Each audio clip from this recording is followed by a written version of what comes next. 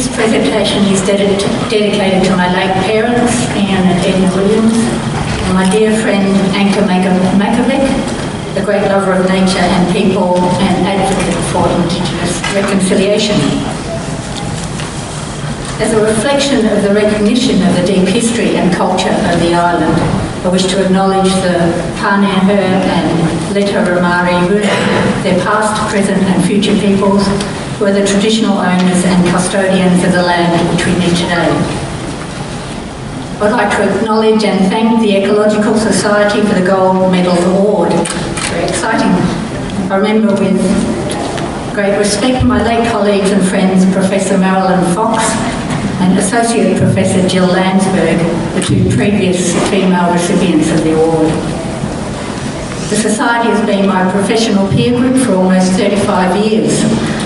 My first presentation at the Adelaide Open Forum in 1987 to this plenary address, the ASA conferences have provided outstanding opportunities for networking, honing communication skills and learning about the latest science. It is an honour to speak here today at a conference where the theme is Science and Practical Solutions. And for those who are thinking of taking notes, a transcript and video of the presentation, I think a video, will be available as a full record. And I'm going to read from the text so my words and in the transcript and what I say today are pretty similar.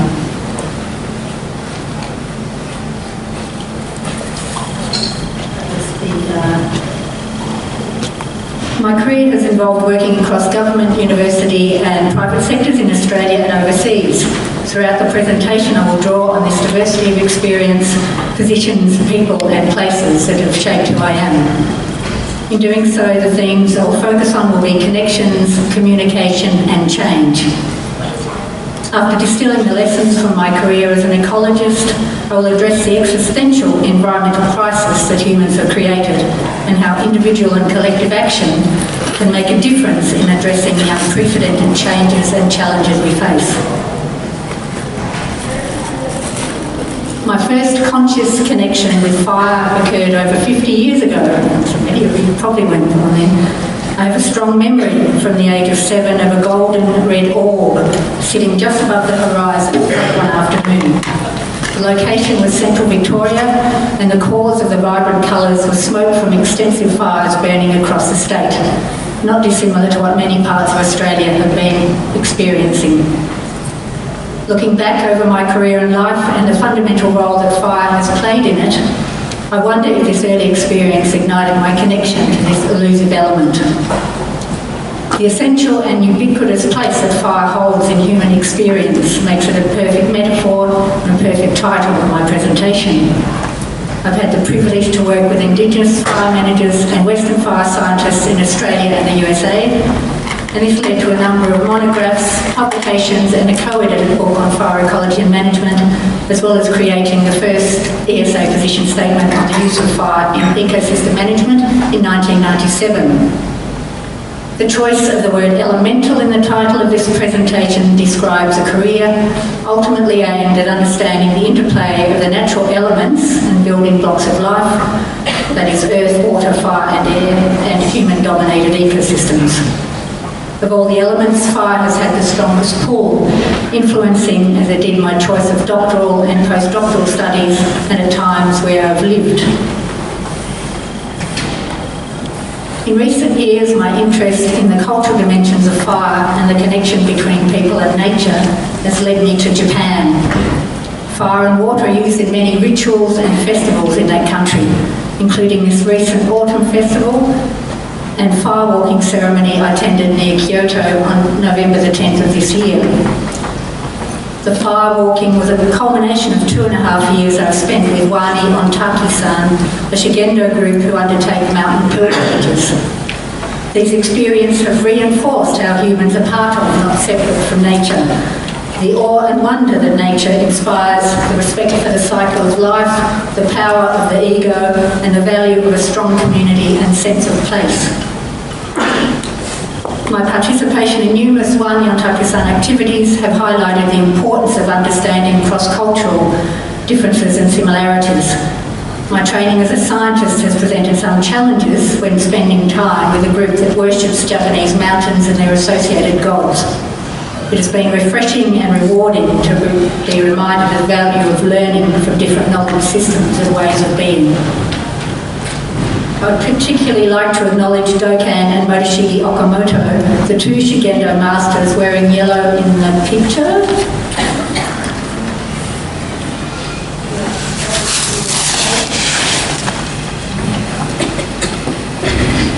For the lessons they have taught me. The ancient Japanese traditions they practice and keep alive remind me of the connections that Australian Aboriginal people have with country. Respecting their knowledge and working with Indigenous people is another thread woven through my career.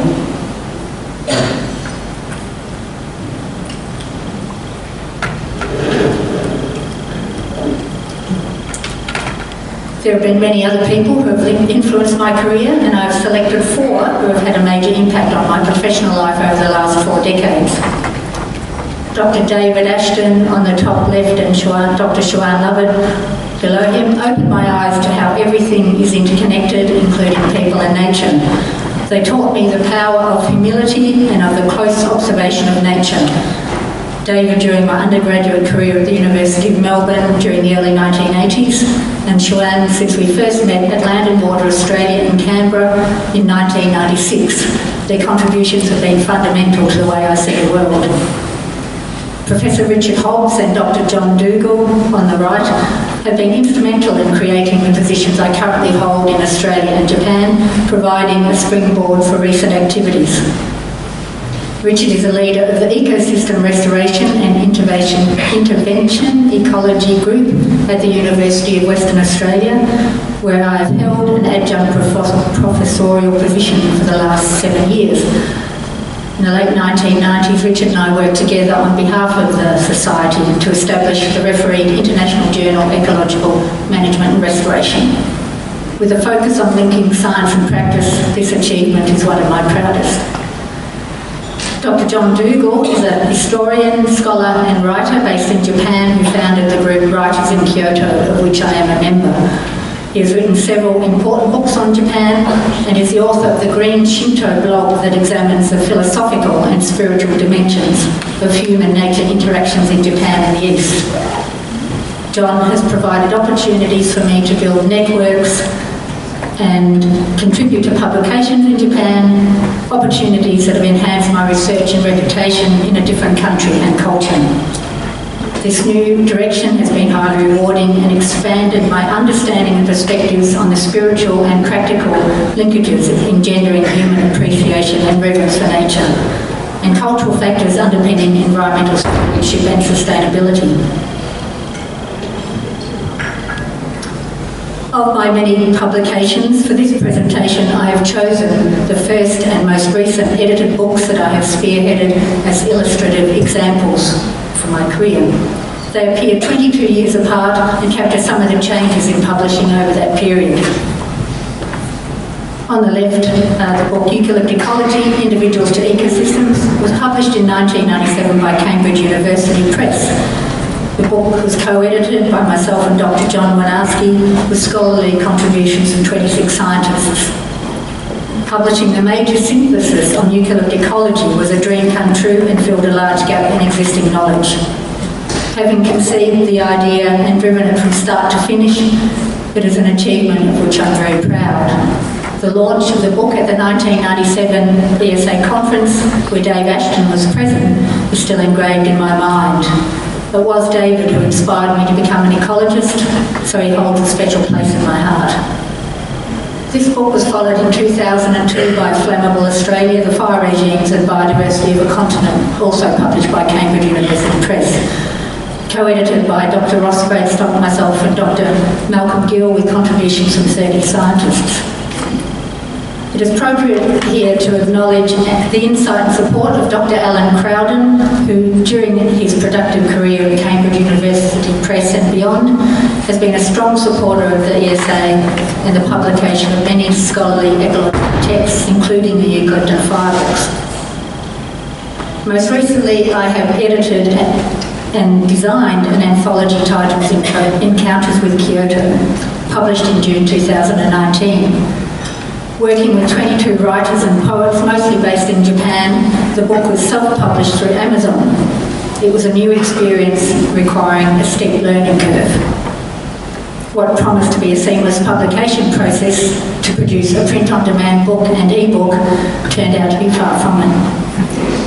These and other edited books, and my role as a chair of the editorial board of EMR for several years, demonstrates my penchant for editing. Even though it can be hard or outlined than writing a monograph or book, it is rewarding to bring people and ideas together where the sum is greater than the parts. Synthesising and interpreting large amounts of material have been a feature of my career, especially at the national level. Examples include the monograph Managing the Bush and 2 complementary comprehensive practical guides to research and resources on native vegetation management at the property and regional levels, published by Greening Australia. I'm now using these skills to synthesise and draw lessons from my research on the elements in Japan. The coming of the digital age was predicted to be the death of the printed books. While this has not eventuated, since 1997 the nature and reach of communications has changed immeasurably. To communicate effectively, I believe it's essential to keep up to speed with the new tools and how people receive and respond to information, especially to bring about behavioural change.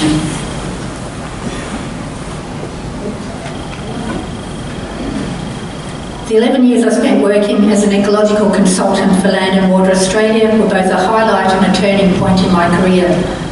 Communicating research results to a broad range of audiences in a diversity of ways was an essential requirement of the 2 national multi-million-dollar research and development programs I was involved with.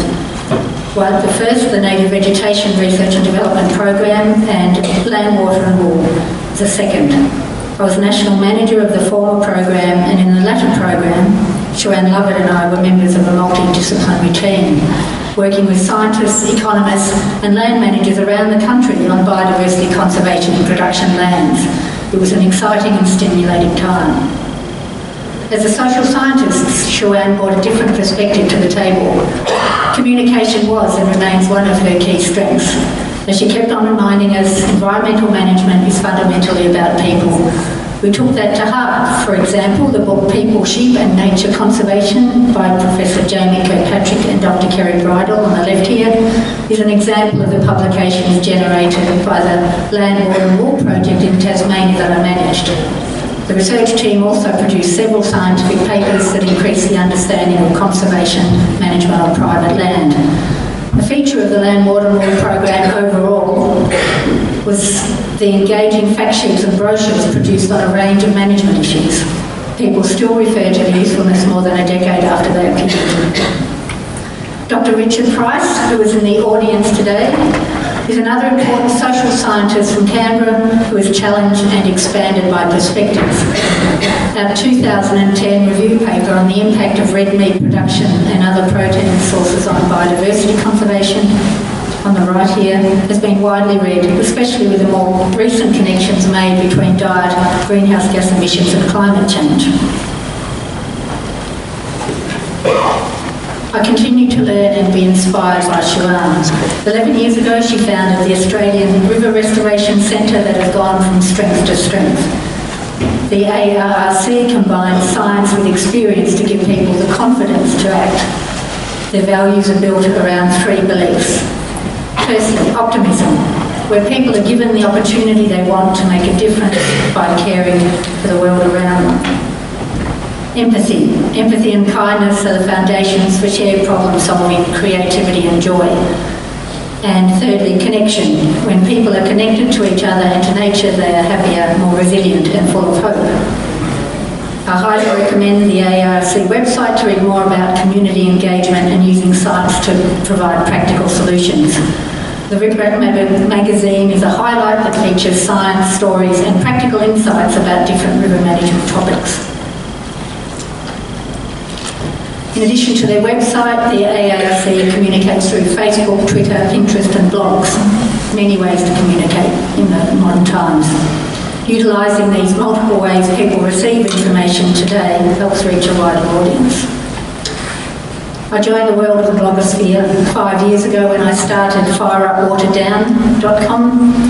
In this blog I share explorations of the elements across the globe, with each post underpinned by extensive research. My most popular blog, titled The Elements at Your Fingertips, has received nearly 20,000 views. It describes the connection between our fingers and the elements of earth, water, fire, air and space.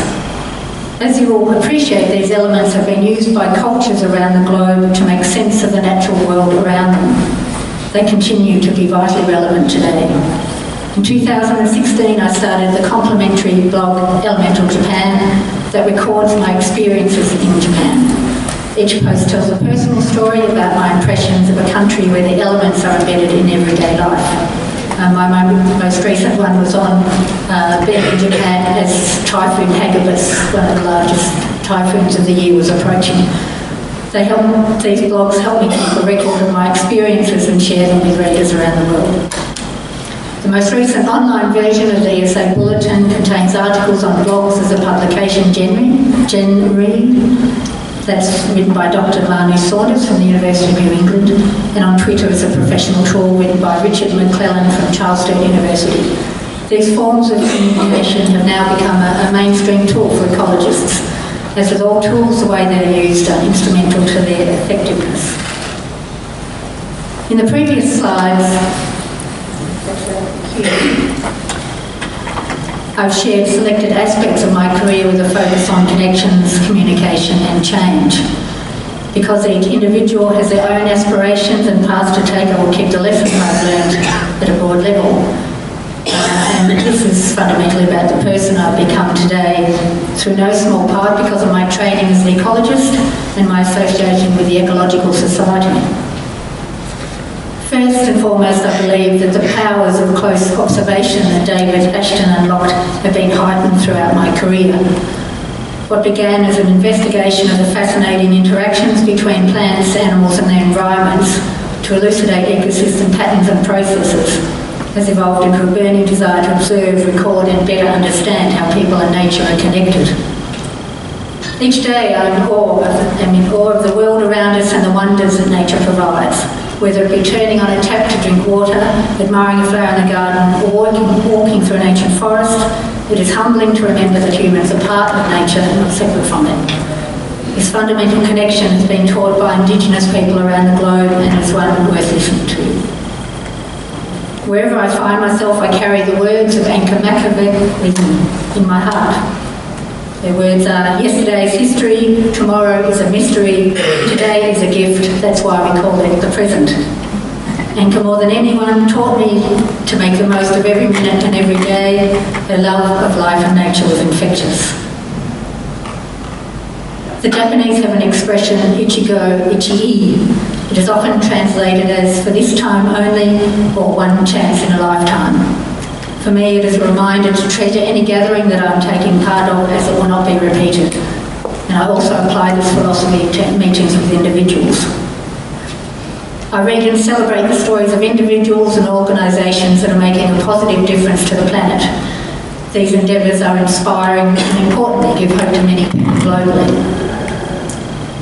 There have been times when I've felt out on a limb with my research and associated communications, for example, the early work on climate change and my most recent exploration of the elements.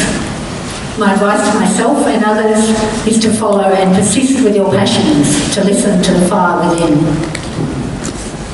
Art has been an integral part of my career. In fact, it's how I got into ecology originally. So through practice, painting, drawing, taking photographs and engaging in science art activities. Art is a powerful means to communicate science messages.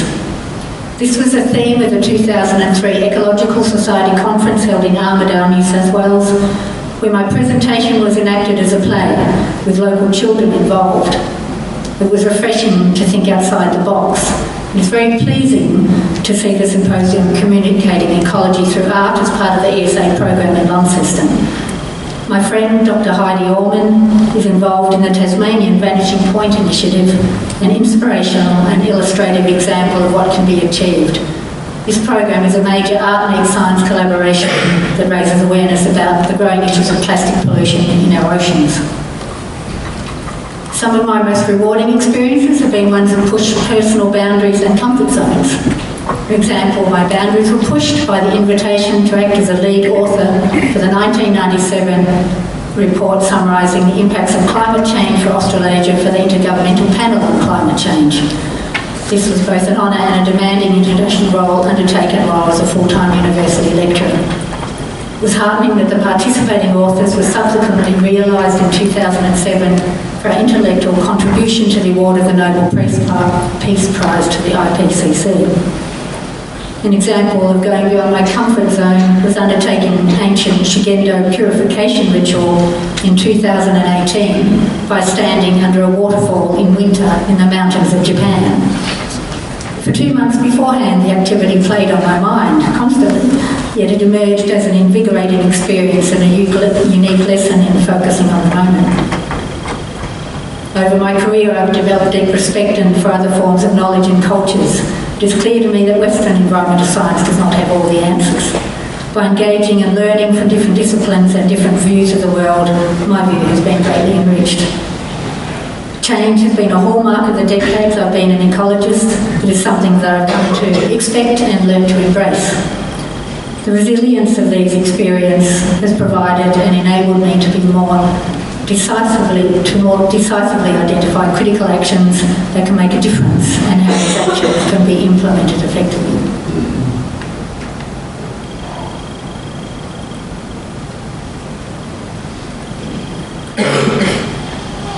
Over the 3.5 decades I've been involved with the ESA, the world has changed beyond recognition. The global human population has increased to nearly 7.8 billion, and within 30 years it is estimated to approach or exceed 10 billion people. To me, that is unimaginable. Technology has also changed beyond recognition since the mid-1980s. My honours thesis was written on the first Macintosh computers bought by the University of Melbourne. Like 3.3 billion people on Earth, I now have a smartphone that over a short period of time has changed the way we communicate, connect with others and source and share information. Concurrently, human resource consumption has increased on an unprecedented scale, and it's estimated that up to 65% of Earth's annual primary productivity is now appropriated for human purposes. Clearly, the scale of the human enterprise and its global impact is unsustainable.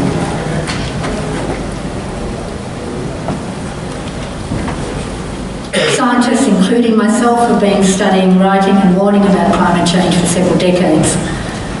It has now become a catch-all for the extreme and increasingly rapid changes to our planet, particularly forest ecosystems, the atmosphere and oceans. The words climate crisis, climate catastrophe and climate emergency are regularly heard in the media. In August 2019, the Australian Medical Association declared climate change as a health emergency.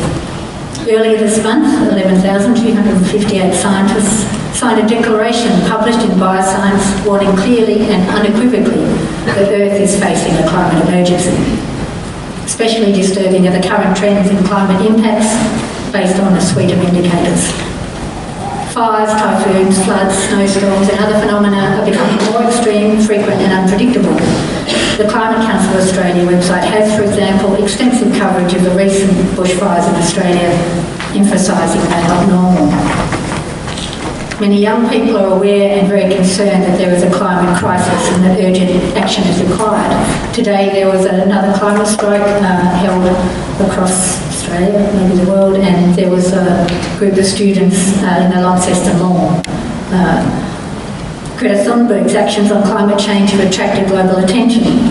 Her address to the UN using the analogy, "Our house is on fire," has helped galvanise action at a grassroots level. As well as leaving fossil fuels in the ground, Greta is advocating natural climate solutions through the protection and restoration of natural systems on a massive scale as one mechanism to repair the broken climate. Her comments are consistent with what many leading scientists and informed commentators have long been advocating.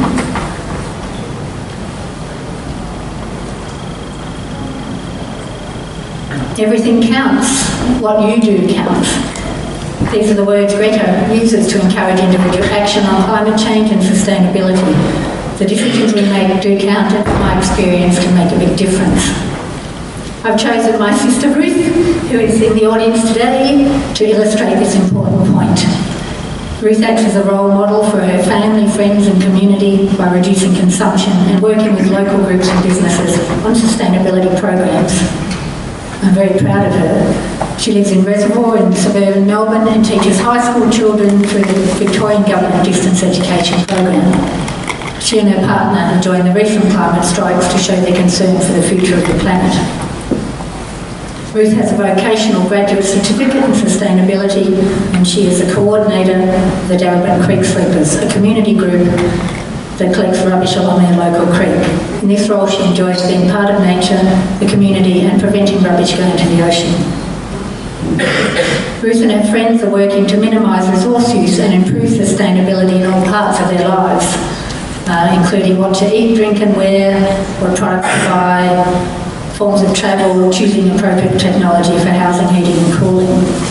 Ruth says that every individual action helps, such as using a Bokashi kitchen composter to create fermented organic matter for food waste, or solar panels for heating, and that if we all do a little bit more, it will add up to a lot. It is excellent advice. At the same time as following my sister's example,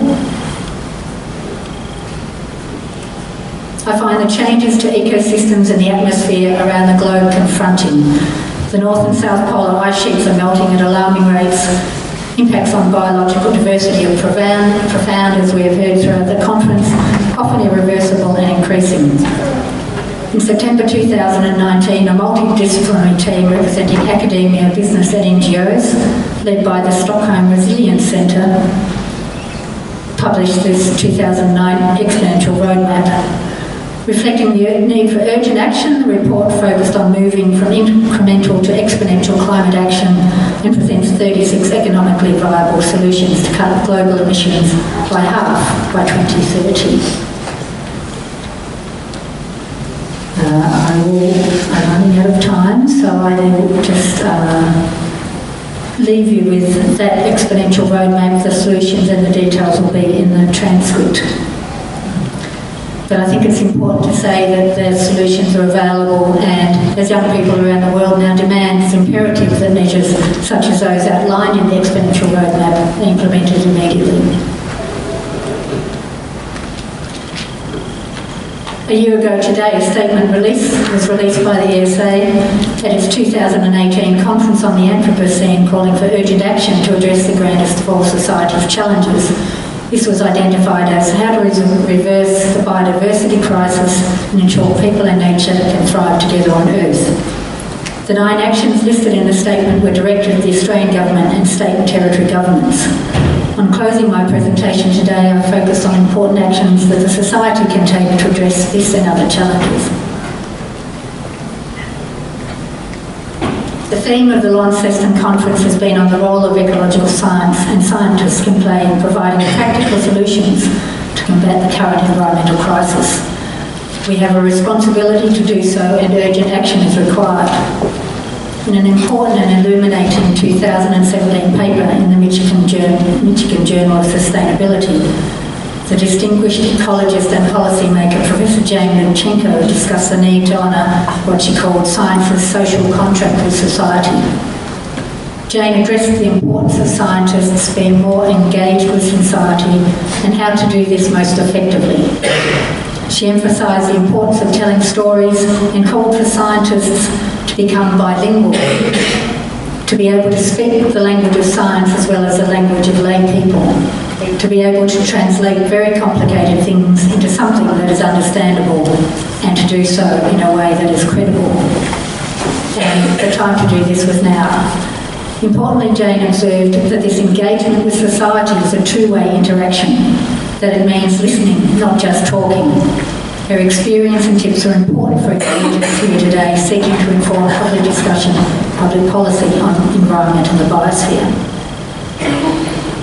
Ecology is one part of the story of sustainability. Environmental scientists have much to share and learn from other disciplines and worldviews.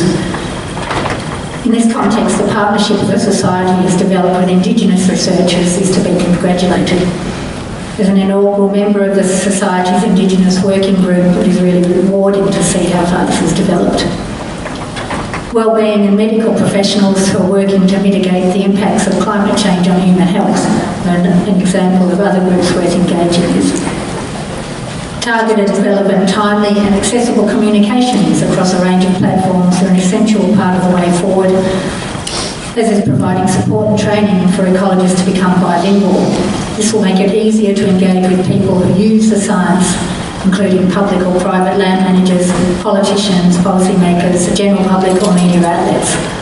In the context of the ESA 2018 conference statement on the biodiversity crisis, politicians and policymakers are the key audiences. My experiences show that effective communication and action are the pathway to change. As a peak body of ecologists in Australia, the ESA is in a strong position to make science accessible and relevant to broader society. An encouraging development is the first annual workshop on conventional and novel approaches to science communication being held at the conference under the auspices of the ESA Science Communication Research Chapter. By reviewing and building on current initiatives such as scientific statements, working groups, research chapters, media releases and public lectures, the Society has the opportunity to lead by example, to lead the way, to raise awareness and provide solutions to the confronting changes and challenges we all face. Thank you.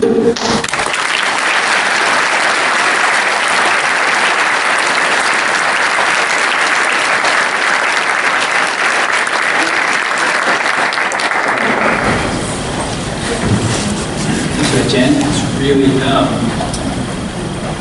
it was inspiring in a lot of different ways, taking us through that, the personal story of the way someone charts a career through their life in science, but also as depressing as this plenary. So thanks for that. So there is time for questions.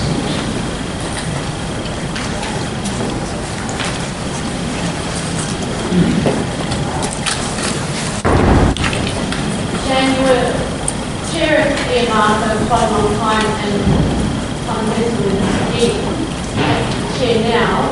What advice would you give to people out here in seeing what ecological management and restoration can produce forward in terms of the theme of our conference?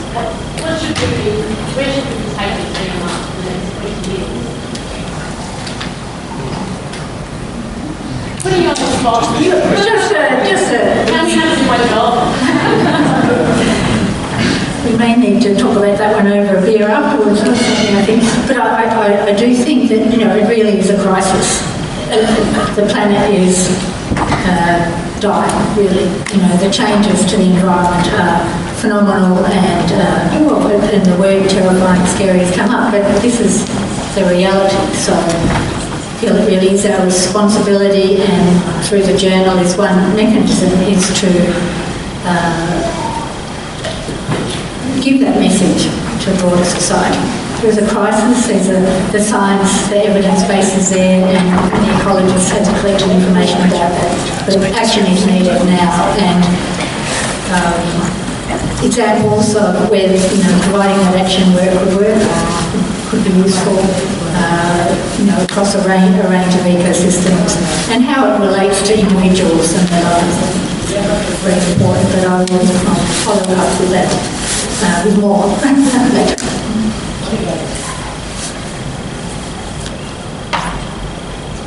Jann, you obviously have a connection with Japan and the culture of Japan. Do you have any advice for young ecologists on how to engage with more cultures and be a bit broader in our cultural approaches?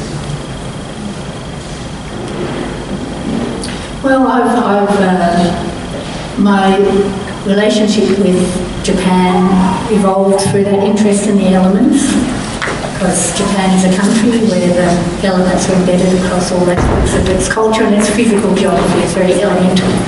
And I started visiting. I've taken not through an institution originally, but I have a colleague in Hobart who's doing an internship in Japan, so there are opportunities available in that country, and I presume in others, where if you have an interest in those broader cultures, that there is funding and support. Mika has spent several months in Hokkaido, the Northern Island, looking at gas traces in ice cores and the impact showing changes in climate over thousands of years.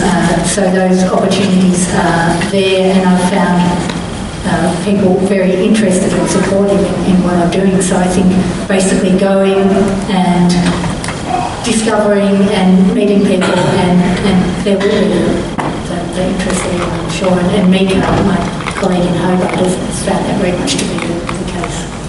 And I'd encourage you to do so, because especially in Japan and Asian countries, it's quite a different sort of way of thinking, so it really has broadened my perspective.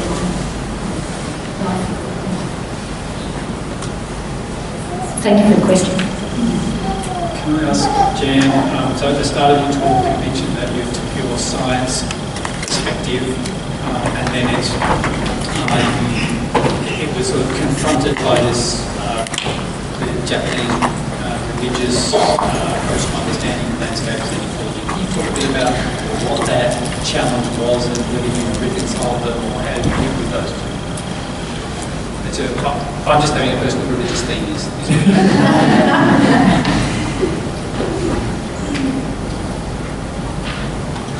Well, our scientific training, or in my experience, is to collect facts and observation and analyse them, and to be objective in what we're collecting, and do the statistics and present them, and hypothesis testing and the like. And my experience with the Shigendo group is their lives, nature is their lives. When I first asked them about the elements, they said, we are the elements. We are part of the universe. And ego, I said the power of ego in my talk, but, sort of for them it's working together with nature as a community, and just being open to different ways of seeing. So, when we go on mountain pilgrimages, the Shigendo masters actually channel Japanese gods for ancestors, and they speak and have some very wise advice. But for a scientist, I could easily think this is just, it's not happening, it's not real. So that sort of has helped me open my mind again. And I think that, comparing with the Aboriginal Australians, a friend Peter Lyon was saying he'd been to a welcome to country where one of the elders just said, close your eyes, and we would talk to the elders, past elders who are in the room, and seek their advice. So it's made me think more about our energy and how that is, even when we die, our physical bodies die, our energy is still there, and that's been quite a sort of difficult thing as well. So, can I just say one thing? I think that my experience in Japan was foreshadowed by what I remember as a very strong spiritual experience at Uluru Katajuta when I was working on the fire management plan there in 2000. And I was staying very near to Uluru, and sort of with this amazing lightning storm on the horizon, and just that being such a powerful, awesome place really sort of struck something different. That's perhaps another thing, like the fire, and when I was 7 years old, that experience of Uluru.